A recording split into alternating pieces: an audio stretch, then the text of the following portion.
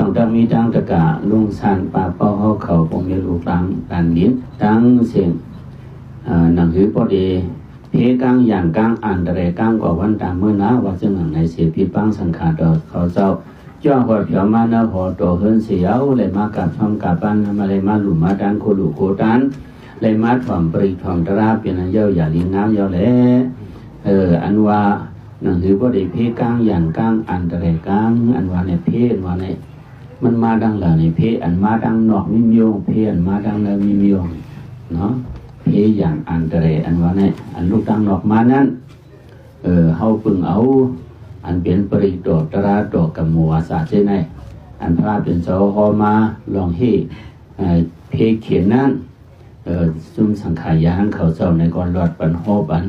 อันเป็นเพเขียนอันลูกดังนอกเหมมานั่นเด้อันเป็นปริโดตราโดกับมัวสาเจไนเตะให้ไรห้ามไรอยู่ก็น่ะเพศเขียนอันลูกตังเนื้อมาในความเต็มมีเนี่ย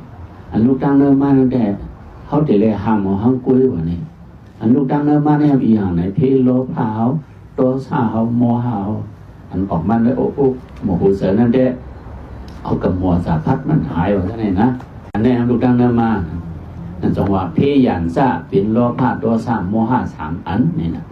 อันนี้มันเป็นเพศดังเนื้อเนี่ยลุงเอาหมอกหัวใจเขาสิออกมานะเพศสิ่งไหนได้เนี่ยเขาติเลยให้หามเอากุ้ย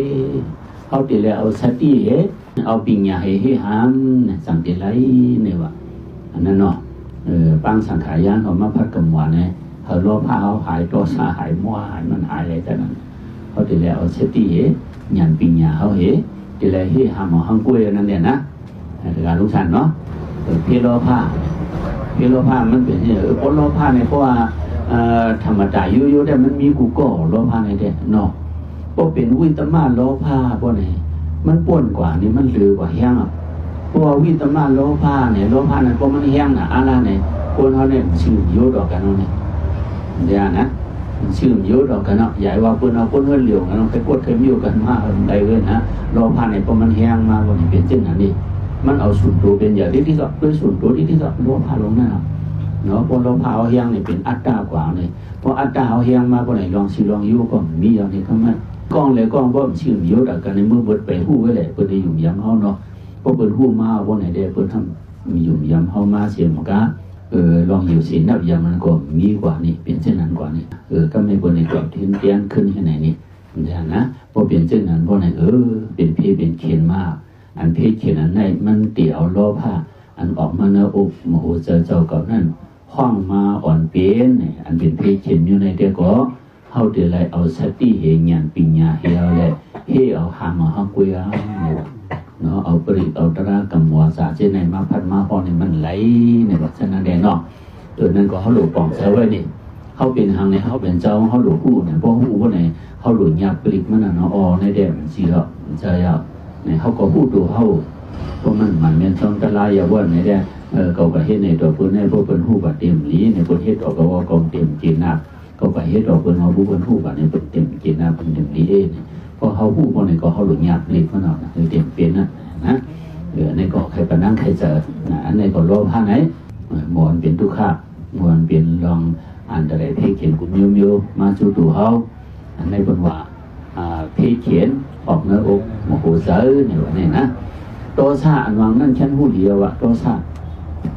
ลองโตซาเนี่ยเนาะลองเกี่ยมนับหันเจอน้องเจอเขานั่นอันนี้เป็นโตซาเนี่ยอันนี้ก็เขาหลู่หูว่านี่หลู่เอาสติเอาหยาดปิญญาเอาเลยทิ้งเอาห้างเจ้าเก่าเฮ่ห้ามเอาห้างเจ้าเก่าไว้ดีไร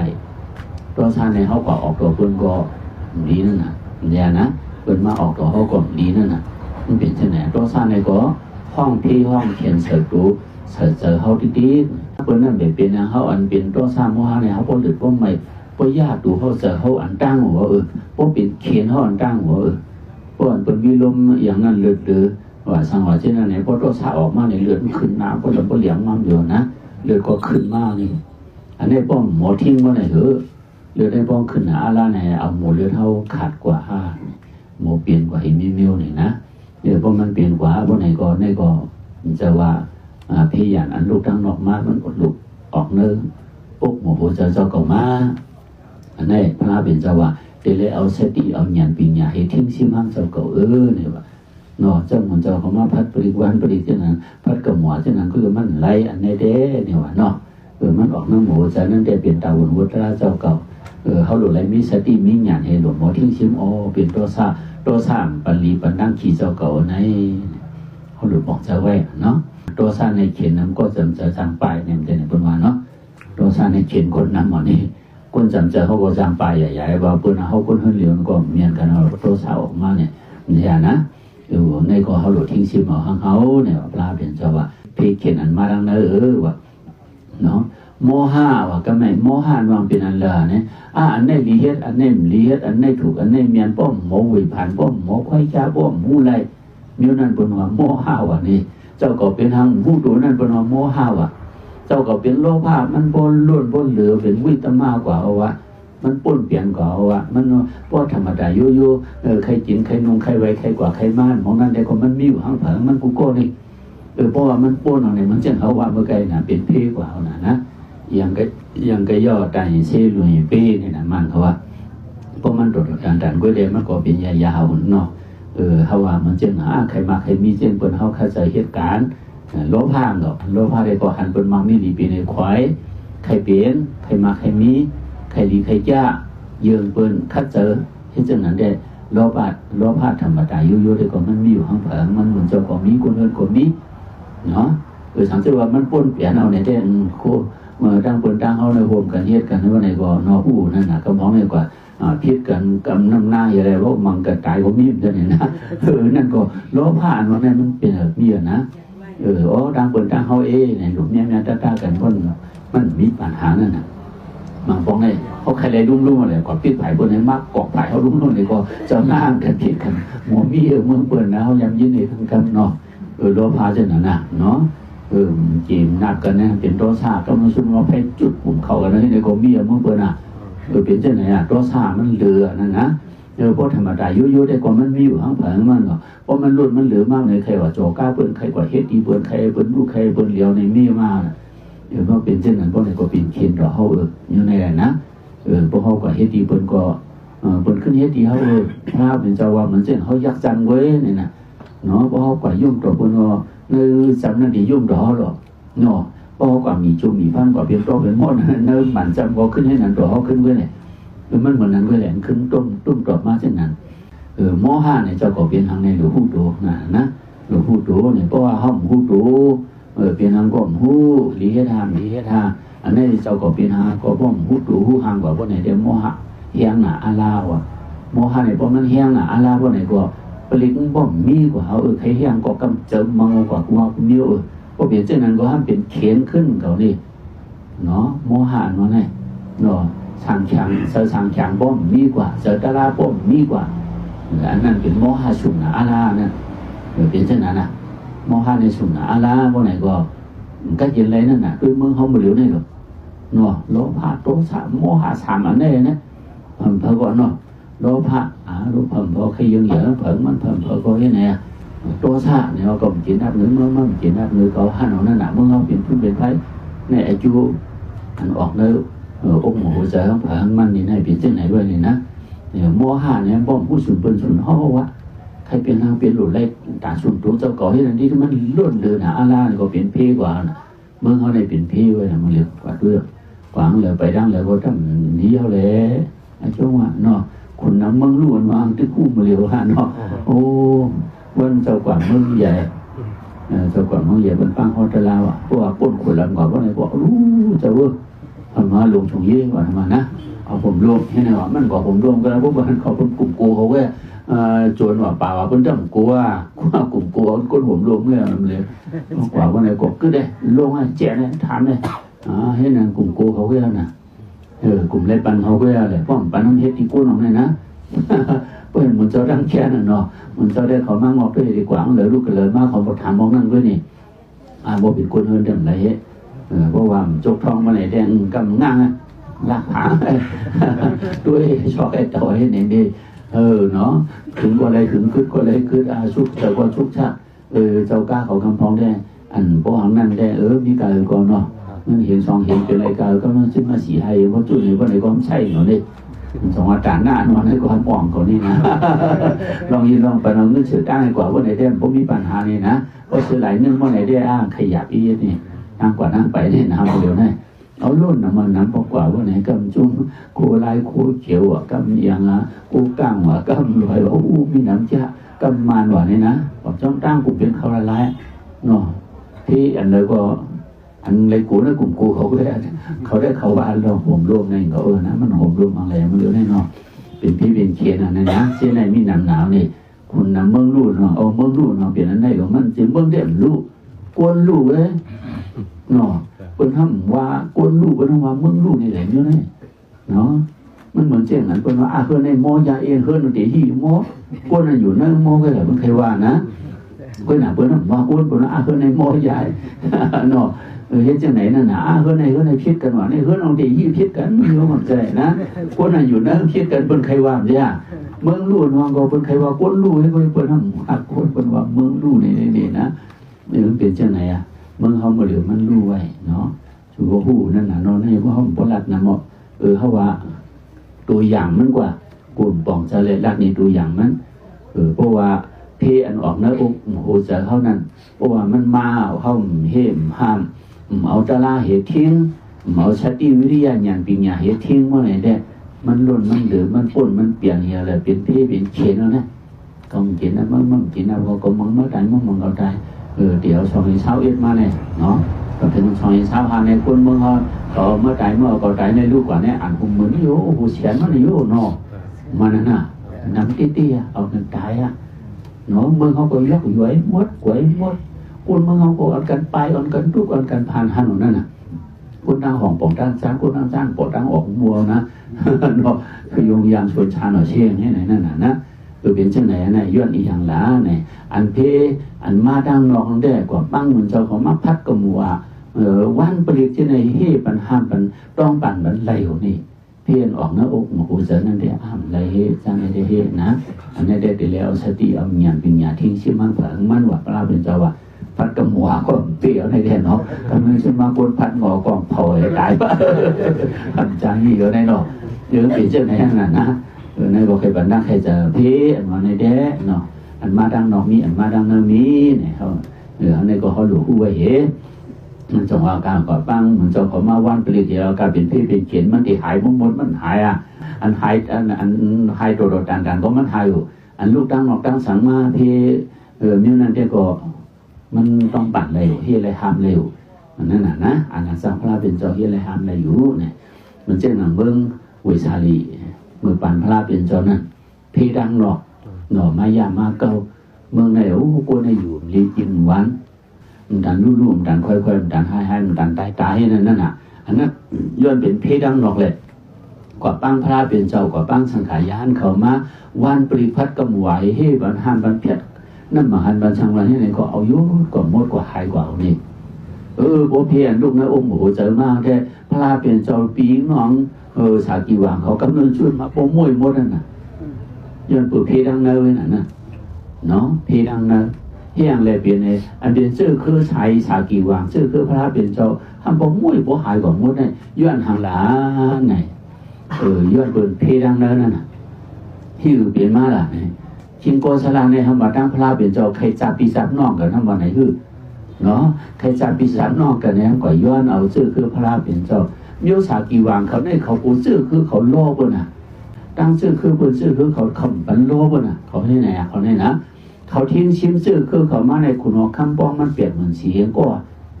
กำลังจุดมันจางเอาพอในก็คือพอในตึ้งเอา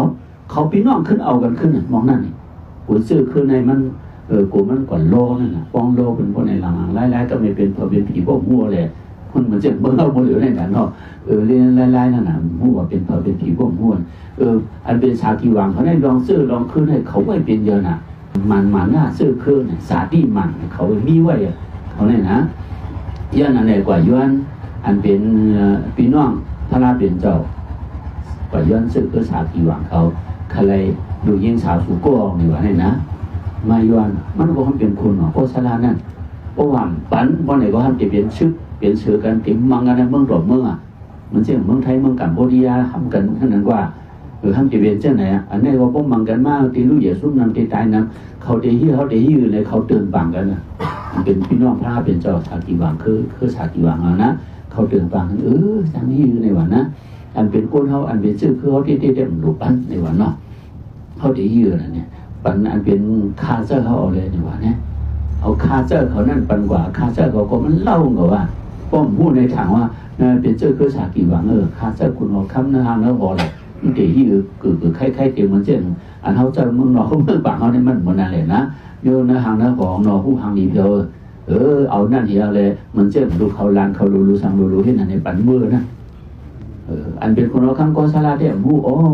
สากีวังเขาปันมาเนี่ยเป็นชื่อคือสากีวังเขาได้ตั้งพระเป็นเจ้าในจับปิจับน้องกันเอาในนั่นน่ะเนาะ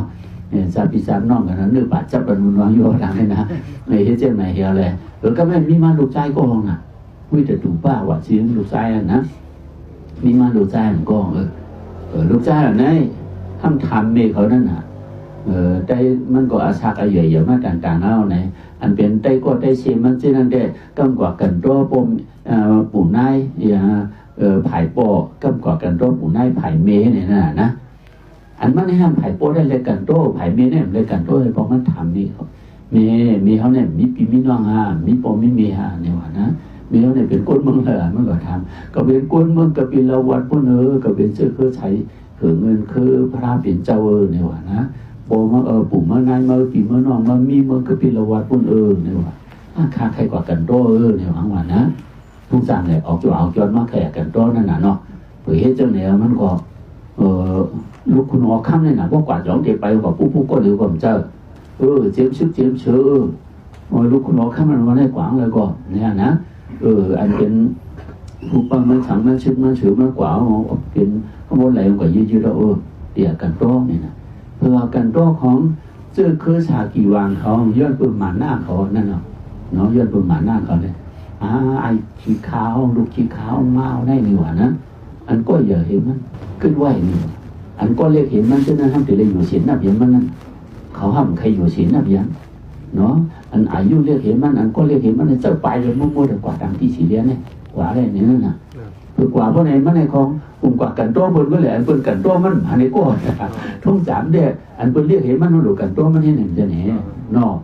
เป็นเจ้าไหนนะในของกลุ่มมันกลุ่มก่อไว้บนกว่ากันตัวบนก็มันทำอันเป็นเรียกเหตุการณ์เนี่ยมีพอนอเนี่ยมีเขาออกตั้งบริวารที่เขาเนี่ยนะที่เด็กเขาเจ้าไปเนี่ยคนมือสากีวังเขาเนี่ยปริยมายาเขาก็นำเช่นนั้นนี่เขาก็ดื้อใครทำนั่นใครความบนนั่นน่ะเขามีเจ้าไหนนั่นเสร็จเลยนะเผื่อเห็นเจ้าไหนเยาวก็เนี่ยก็มันก่อนไปพูดดูด้วยมันกันรอเจริญเป็นใหญ่มันใหญ่ปีนางมันปู่มันนายมันป่ามันลุงมันเจริญนั้นมันกันรอเหี่ยวกันรอก็มือกว่าเผื่อมือกว่าว่าไหนอารมณ์เละอันเป็นชิปกองห้ามลืมไม่กองมันว่ะกองมันอิ่มผาไว้ลืมเหี่ยวมือกว่าฝึกออกเวียงกว่าก็ไม่ออกเวียงก็เป็นระวัดกว่ากองเขาลืมมาได้เนี่ยขึ้นเอี่ยนออกมาว่าตั้งแต่กอง2-3กองขึ้นมาเอาขึ้นกองนั่นน่ะฝึกมือกว่าอันชากีวังเขานั่นอันเป็นก้นเฮิรนเขานั่นทำที่อยู่ในเอาน้ำในชูติวตีนนางไอ้นั่นไอ้ขาเจ้าเขานั่นอันมากันตัวเขานั่นไอ้ขาเจ้าของเนี่ยเอาน้ำชูติวตีนนางมันเบียดนี่ว่านะเป็นนั้นมีในวัดตะวันอันเป็นชื่ออันลึงโคของให้ขึ้นมาไม่ยินเอาว่าที่เบิ้ลไอ้นี่มันพวกเป็นเจ้าไหนได้มันจือสากีวังอันเจ็ดน้องไหนเขาปั่นมากเจ้าเดียวคนเราเข้าไม่เป็นข้าศึกเขาเบิ้ลเนี่ยเอาหู้กว่านี่พอหู้กว่าเบิ้ลในก็กว่าลาเราเลยพอลาก็ในก็ของเมื่ออันเป็นวิจตุว่าอันลูกเจ้าเดียวคนเราเข้าโคชาลานั่นน่ะวันนั้นกว่าเนี่ยเราลักวันน่ะเขากว่าเนี่ยอันเป็นมาอยู่ศีลนับยำก็พบมีเผยก็กลุ่มก็ไว้บนกล้วยไอ้เจ้าว่าอันเป็นเรียกเหตุเขานั่นกูเลยอยู่ศีลนับยำก็เขาจะออกตั้งพวกเราไงเป็นเจ้าไหนก็พวกไหนที่ผู้นำชูกว่าเนี่ยเมื่ออยู่ในนี่เนาะหมายเจ้าว่าอย่างน่ะนั่นน่ะอันเป็นหมาหน้าโต๊ะสร้างออกนั่นโอ้เจอเขานั่นน่ะวันเป็นเพี้ยเนี่ยนะหมายเจ้าว่าอย่างน่ะหมายมือขวาพวกมือขวาพวกไหนก็เพราะว่ามันเป็นเองชื่อเกี่ยวเมืองมาโนมีอาณาปาวามันเยอะมากพวกไหนก็ของห้องชื่อห้องเสือมานั่นตีมั่งมังสากีวังว่านี่เนาะมันเฮี้ยงเยอะเลยก็สลัดตึงมันก็ง่ายกว่านะป้าหลงมาฝึกมาในพระเป็นเจ้าก็เปิดกว่าทิ้งอะไรชื่อคือเขาในติ๋มมวยนั่นเนี่ย ทำเป็นข้าวเหลือน5เหลือน6เหลือน4เหลือน5นั่นนะพ้องหยัดไม่หยัดยางนั่นนะพระราเป็นเจ้าในมาเปิดกันเรียนดินกับปีละวาในเมืองโกศลอันทราบกันนั่นเนี่ยทราบกันนั่นมันจะเรียนดินได้ไทยทราบกันนั่นนะพระเป็นเจ้าก่อนนั่งเปิดกันเรียนดินว่ะนะกันเรียนดินนั่นมันจะมีตัวไม่2ตัวว่ะแต่ตัวเตี้ยผมกันงานไม่เขียวกระเตียนผมกัดหลีนั่นเตียนไม่เขียวนั่นพระเป็นเจ้าห้ามกว่าอยู่กระดีผมไม่กว่าอยู่กระเงาไม่เฮียงเหี่ยวแหละนั่งเผื่อเขาออกมาหันพระเป็นเจ้ามาคุกมาไว้พระเป็นเจ้ามันจะถูกบ้างก็ของจับด้วยหรือพระล่างก่อนนะโอ้พระเป็นเจ้าห้องในวันนะเฮียงเตียนมีผมกัดหลีเบิ้ลนั่นเจ้าห้ามกว่าอยู่กว่าเช้าสิ่งทำไมอยู่กระดีเงาไม่เฮียงไม่คาลาเนี่ยพระเป็นเจ้าว่าผมไม่ก็กัดหลีหวานกัดหลีผมไม่ได้ผมเชื่อเคยพี่น้องในกัดหลีผมไม่พระเป็นเจ้าว่านะก็ให้เจ้าไหนว่าไหนอันเป็นวิจารณ์บ้างก็คู่บ่พอเป็นเจ้าไหนได้พระเป็นเจ้าไหนใครมาเฮมาหามด่าดีกว่าเฮ็ดปีเชื่อเคยมันในว่านะอันน่ะพระเป็นเจ้าขึ้นอ่อนกันมากขึ้นเห็นไหนแทงปอก2มันวันมือต่างหน้าผักเช่นจ้ามือเลยก็เจ็บเจอมือนั่นนะใครก่อนมาเอาเลยลีกัวนะมิ้วนี่นะมิ้วจำมิ้วขุนเนี่ยอันว่า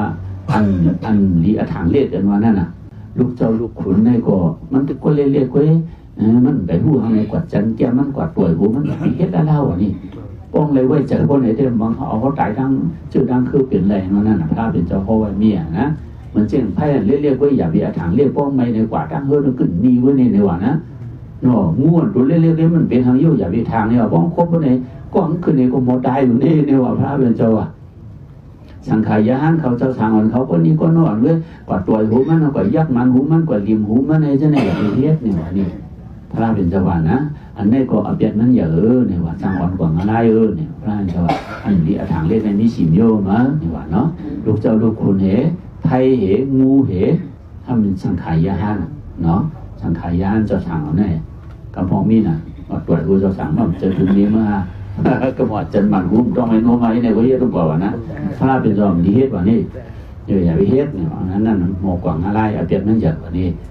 นี่ก็ย้อนเปิดดูพังนั่นแดกเขาว่าเป็นทางยู่นี่นั่นนะสากีวังเขานั่นเขาก็ป้นเปลี่ยนเมียนมาแทงกำ2ก็พระเป็นจอมมาเฮ็ดเช่นนั้นแทงขึ้นมือกว่านั่นมือกว่าพออยู่พอมันนอนกลางคำมามือกลางหน้าผากวนคืออันนั้นเจอขึ้นจู้ชื่อออกมาแทงพอปอกกำ3ได้พระเป็นจอมมาว่ะเนาะที่กว่าห้ามก็เตรียมแล้วนี่ว่าเนาะวันหลังเขาก็ติป้านี่ว่าสากีวังเขาเนี่ยนะแค่อะไรเนี่ยจากก่อนเขาเนี่ยกว่าโป้เหลนนั่นว่าป่าเนี่ยตายเป็นเป็นตึ้งนั่นน่ะเนาะเหลในผู้จักเนี่ยอันป่าเมานั่นน่ะเขาจากก่อนเขาได้เป็นวดเว้นเขาตาปอกเนี่ยเขาเป็นเจ้าให้เจ้าหน้าที่นั่นโยนั่นน่ะนะกว่าโป้เหลนั่นน่ะมาป่าเนี่ยตายตั้งตึ้งหมดนี่วดอันนั้นมัดตัวว่าย้อนอันในพระเป็นเจ้าหันวดเวียนอันว่าในได้หิวทางก่อนมันเตรียมไหลในว่าเนาะบอกในได้มาเลยพระเป็นเจ้าบอกที่3นะป้อมมาเขาถึงเอากันนั้นมันพระเป็นเจ้าก็มืดตากหนูมือหมังมือสากีวังเขาสากีวังเขาในคำเขามีศีลมีธรรมอยู่จนศีลจนธรรมะตาตีเอาก้นตายว่าตาตีในเขาห้ามเมียเขาทำเอาทำตลาเป็นเยอะนั่นหนักเนี่ยนะสากีวังชื่อคือพระเป็นเจ้าของนั่นถ้าว่ากวาดตรวจกวาดเตี้ยนกว่ามังในก็เปี้ยครับเนี่ยนะเฮ็ดจังนั้นเลยลูกหลานตึกเกิดไว้เอาขางลิ้วขึ้นผ้าไหวเอาหอกโลเฉียบเอาเลี้ยวพัดเฮ็ดไหนนั่นน่ะเฮ็ดดีกันไหนตอนนั้นจนมาเจอคือสากีวังทำบ่มุ่ยบ่หายกว่าวันนี้อันนี้เนาะมาหน้าโตซ่านออกน้ำหมูจะนั่นดีกูที่เป็นพี่เป็นเขียนลงมาทำบ่มุ่ยดังเจอดังคือผมโมเป็นในสามศิลป์ฐานนั่นน่ะนะอันเจ้าไหนว่าเขาหลวงสติเอาอย่างที่หลวงหมอทิ้งชิมมันเขาว่าไม่กระซาบจะตั้งมีหลองน้องเปลี่ยนเยอะนะอ่ะบุตรสร้างเนี่ยมันครึ่งค่ายนั่นนะกว่าน้ำสุกินน้ำเบิดเว้ยเนาะเพราะว่าไอ้จ้องใครผ่านมากกว่าเขาเปิดน้ำลืมไม่ว่าหลังหนักเปิดลืมไม่เหรอขึ้นมาอ่อยมันยาวนะซึ่งมันยาวก็เต็มเป็นปัญหาแน่ก็ก็น่ะไอ้จ้องตะล่านว่าไงเพราะว่ามันถูกรูปถูกเดียวมาเนี่ยผ่านมานี่เนาะผ่านมาเนี่ยปล่อยมาเปลี่ยนมาอากุศลมานั่นน่ะอันเท่ากับเฮติเปิดเนี่ยมันจะเอาพระเป็นเจ้ามันเช่นเขากับยักษ์สร้างเมื่อนะเขากับหูหน้าหูตาตัวเปิ้นก็อันนั้นขึ้นหูหน้าหูตาตัวเขาพอเขากับยุ่งตัวมันไม่ยุ่งตัวเขาเนี่ยนั่นน่ะนะอันนี้เทวาทิ้งเลย มันจะหนังเจ้าหันมาในเพจตะปองนะในอ่อนไรนั่นเป็นหลักเป็นต่างขึ้นมาเพียงไงในหลวนปองมาถามปอเขาด้วยหลิวไปดีขั้นอันเขาว่าไอ้ขังขั้นนั่นนะนั่งในด้วยหลิวลูกใจอันมันเนี่ยอาชาที่มี2-3 ขวบอ่ะปอเนี่ยว่ากูเนี่ยเต็มมีหลายมิ้วเนาะเนี่ยว่ามาถามปอเจ้าเนี่ยว่านี่ปอมันว่าเนี่ยหลวนก็เลยมาถามเขาเนี่ยตีปองมันได้นักไว้อันนี้กว่าลึกหลังกำผีไว้อันนี้นี่ว่าปอเขาเนี่ยนะมันด้วยลิตาเสียมันวนหลวนก็เลยมาถามเขากูเนี่ยมีหลายมิ้วเนาะเนี่ยว่าในโลกาในคนมีหลายมิ้วว่ามาถามปอเขาว่าก็ไม่ขึ้นสูงเขาไม่ลุกมันเหี่ยเลยเข้ากว่าเนื้อข้างอันมีเขาห้างเครื่องนั่นเนื้อข้างอันมีเขาห้างเครื่องที่มีหมันจำมงใหญ่ๆให้ต่างไว้เนี่ยจะป่วยนะเผื่อเฮ็ดจังไหนก็ไม่เอาลูกมันกว่าแค่นั้นเหี่ยลูกใจเนี่ยว่านี่ก้นอันเนื้อหมันจำมีเมียวนี่เนี่ยว่านะก้นนั้นปกติเนื้อมีอยู่อันให้ไว้แก่พางอันนั้นมันทำนี่ลูกชายเนี่ยก้นเมียวมีเนื้อเปียกขติมนั่นปักเยี่ยมวันทำเป็นเมียวเนี่ยว่าแล้วโลกาเนี่ยมีก้น2 เมียวเลยเมื่อวานเนี่ยว่ามันหวานนะในเขาด้วยในออนไลน์บนดังขึ้นมาเนาะก้นอันนี้นะเปียกขติมแต่มันเอาก้นดังนอกเป็นเยอะเนาะนั่นนะเป็นยุ่งต่อมันก็ย่อก้นหูหน้าหูตาต่อมันก็ย่อมันอยู่ค่าดีๆมันนั่นเว้ยเนี่ยว่ามันต้องตอบสังเนี่ยว่าก้นอันนี้นะปักเยี่ยมนั่นเนี่ยว่าเนาะ2 อย่างนี่อย่างมันอยู่ค่าดีๆเว้ยยุ่งของมันแน่นเว้ยเนี่ยนะอันมีน้ำหมันจำได้เนี่ยว่าหางก้นอันมีน้ำหมันจำได้เอาก้นดังนอกเป็นเยอะพอคนดังนอกยุ่งต่อมันก็มันติยุ่งต่อเหพอคนดังนอกหูหน้าหูตาต่อมันก็ติหูหน้าหูตานี่เอาคนดังนอกเป็นอย่างนี่ว่านะเพื่อนอ่านลูกชายเนี่ยเมื่ออย่าไปเยืมคนอันมีน้ำหมันจำนั่นนะเนาะเยืมคนอันมีน้ำปักเยืมวันเลยนี่ว่านี่เป็นยุ่งต่อเขาก็อยู่ค่าดีๆไว้เป็นจ้างเขาก็ค่าดีเป็นท่าเขาก็ค่าดีๆไว้นี่ว่านะมันเป็นเพียงแรกไล่มันพอเพียงนี่ว่าคนอันมีน้ำหมันจำได้เอาก้นดังดอกเป็นเยอะนะก้นดังดอกพอกอย่างเช่นเราไม่ได้พอกอย่างเช่นนั้นนี่เนาะมันสอนลูกมันว่าอย่าไปเยิงก้นน้ำมันจำนั่นก้นน้ำมันจำนั่นมันเอาก้นดังดอกเป็นเยอะนี่เลยว่ะสองจ้าก้นดังดอกที่อยู่ต่อมันก็มันได้ที่ตัวต่อเช่นนั้นก็เหลี่ยนั่นว่าเห็นเช่นไหนว่าไหนเพราะเขาเยิงก้นน้ำมันจำไหนมันก็สักถูกมันดีมันเอาก้นดังดอกเป็นเยอะเขาเช่นนี้ก็เอาก้นเป็นเยอะเพราะเป็นลีดเขาเดียลีดเพื่อนเลยเพราะเป็นลีดเขาก็รวมมั้งใช่ไหมนั่นน่ะมันจะเหมือนเขากว่าเมืองเหนือว่าจ่อก้าวว่าเป็นมังเขาตายก็เขาหลุดมังเป็นตายชิบโก้ที่ไหนมาน่ะเขากว่าเมืองเหนือเขาว่านั่นนี่นะพวกเป็นมังเขาตายชิบโก้เขาหลุดมังเป็นตายปากโก้เพราะกว่ามังเป็นตายปากโก้เป็นความดีหรือจ่อเป็นตัวหลอกก็ไม่เจอเนี่ยเป็นก็เหมือนเขาหลอกเพราะเขากว่าเป็นตายก็เป็นก็หลุดมังเขาตายชิบโก้ที่ไหนมาเลยที่ไหนเนี่ยพิษกันนะเขาวันออกวันกันกุ้ยก่อนปันรักกันเอาเลยไม่มาเปิดมังไงเนี่ยฮัลโหลกำลังชวนมาตั้งในพวกอะไรก็ชื่อให้เราคุยเลยเดี๋ยวนะยังยื่นมาพี่โจ้น่ะเนาะเป็นจังไหนเมืองเหนือนั่นเขากว่าเขาจะทำบันเขาคนเมืองเขาได้เปิดเฮ็ดจังไหนเนาะบริสร้างได้ล้วนพิษกันเว้ยล้วนกว่าเพิ่นกว่าล้านพิษกันเว้ยเลยล้วนวันนั้นล้วนวันนี้เฉยมาคุณหลวงป้ามาเลยก็ไม่มังกันเอาล่ะนะเป็นเช่นนั้นเอาเลยว่าเฮ็ดเช่นนั้นไม่ตั้งในลูกนั่นเลยติดรัดมันในวันเขาก็ใช่เอาเลยเป็นพี่นะต้องมาชวนมาเลยพอกตั้งแค่ข้างคอนี่ได้ดีกว่ากัดกว่าซะหยาบเช่นนั้นนะเจ้ากว่านั่นกว่าเขาตลาดบันเขาเมืองเขาเป็นเฮ็ดจังไหนเขาว่านี่เนาะกำลังชวนมาด่วนพิษกันนี่ก็ห้องมาแจกด้วยเผอพิษเผอถูกเนาะด่วนก็ในพิษพวกพิษพวกในลาดนี่ลองนี่ตั้งมาเนี่ยเมื่อพิษต้องปั่นเฮเลนี่นะกำลังชวนมาขำมังอันตายนี่ก็เผยพิษเผยถูกในก้นหลวงในเป็นมาเจ็ดด้วยถามด้วยอันพิษนั่นต่างโยก็โยเหต่างเอาเปียก็เอาเปียเห็นมองในกุ้ยกุ้ยเช่นนั้นก็ในต่างตายอ่านหัวปากกูเห็นมันก็ตายก้องไว้แหละใช่ป่ะเนาะเป็นเช่นไหนเนี่ยจะรู้มือสุดในพวกคนเขาตายก้องเขาหลุดมองตายบนชิปโป้ที่ไหนเมาเลยเพราะเขาก่อนมองตายบนชิปโป้เพราะในบนก็ตีมองเขาเช่นนั้นก็เนี่ยเพราะเป็นเช่นไหนเมื่อเช่นก้นไม่ขึ้นผ้ามันหาที่ชุดอีไหวมีอร่อยอย่างสุดในเขียนว่าเพว่าไหนเนี่ยคนเห็นจังนั้นกุ้ยพวกเผื่อวันนั้นเราก็ไม่ต่างคำมาเขากุ้มเข้ากันนั่นน่ะนะเขาว่ามากินข้าวนี่ว่าก่อนนั่งให้ตั้งเราตั้งสังให้กุ้มกันมาหน่ะนะกุ้มกันมานั่นกว่าสุดได้สุดจอมเจ้าสีทารุเนี่ยว่าเขาเท้าจอมเจ้าอย่าหูหลักไว้เนี่ยนี่ว่านะตั้งว่าเขาก็พอเมาเรามาว่ากูมีว่าเขาดูตัวเดียวเพราะไอ้จอมเจ้าสีทาเจ้าสีทาได้เจอก้นหลงนั่นน่ะเดี๋ยวนะเจอก้นหลงนั่นน่ะเนาะมันยื่นไรนั่นน่ะนะ เท่าในจอมเจ้าอย่าหุ่นหลาเฮ้ยอย่าหุ่นหลาลูกว่านาพวกมันใครมังมันก็อยู่เห็นเลยว่ามันเลยอย่าไปเห็นเช่นนั้นเนี่ยอันนี้หลายพี่เปิดเห็นนั่นเจริญกุ้ยปัญหาได้ร้านนี้เขาเช่นนั้นเลยอันนี้ชุดร้องไว้เนี่ยเลยก็ขอตลาดกันก็เมื่อก่อนจ้าได้นอนเลยถึงมาเมื่อเขาได้หลายวันด้วยเมื่อเขาตลาดใต้เหนือเขาก็เลยมาก่อเหตุว่ามันเนี่ยเจอภัยนะเหตุว่านะบุตรเจ้ากว่าก็มาหู้ความเขาเนาะรักความเข้ากันมาเมื่อลงใต้เตอร์หนาก็ผมทำโจ้สุโขลงใต้เหนือก็ผมทำโจ้ครับบุตรเจ้ากว่าเนาะลาต่อกันมันปวงนั่นน่ะเนาะว่าเห็นแต่ว่านั่งให้เจอเนาะอันนี้เป็นศักดิ์สิทธิ์หลักฐานมันหลักนี้ให้ตะกาวเขาบอกเจอนะมังอยู่ในบ้านออกมานั่งบอกเจอเขานั่นเนี่ยเขาหลวเอาสติเขาหยั่งปีญาเขาเห็นเนาะเฮ่เอาหามเอาทิ้งเอาห้างเขาทิ้งปริกมันเนาะป้อมเห็นนั่นป้อมเนี่ยมันเจ้งเคยสากีวางเขาห้ามันเจ้งพี่น้องเมืองเหนือเขาห้ามดันเป็นเปลี่ยนนั่นน่ะเขียนของเจ้าเนี่ยนะเพราะเป็นเจ้านั้นเพราะมันดีนั่นน่ะเมืองกวนเขาเนี่ยเนาะถอนความพลาเนี่ยพลาเป็นจังหวะยื่นเลยเป็นเปียงคำยื่นเลยเป็นลำไม้เตียงคำเป็นลำไม้ในกว่ากันหนอกาขันมันพาเลยเรียน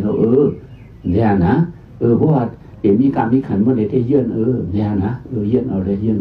เป็นโจก้าวในถ้าก็มันเชื่ออย่าไปกว่ายื่นก้นแล้วปักนั่นหมันจำนั่นเนี่ยนะว่าคนดีตัวเขาโดนดีว่าคนให้ตัวเขาหลูให้ในแต่มันเย่าอะไรหลอกพวกนี้นั่นเนี่ยนะเช่นพี่น้องเมื่อเหนือของเมื่อไหนแต่เหมือนก้อนไผ่ขึ้นผ้าพอโดยเจิงเขียวช่างว่าเช่นนั้นเห็นนั่นเนี่ยนะก็มันก็เป็นพุงอ่านคืนอันตั้งในมังคืนนั่งมันมังคืนตั้งในเห็นเลยแหละทำกันเนี่ยอ่านหูปากมันตายก็เย่าลงนั่นปัญหานั่น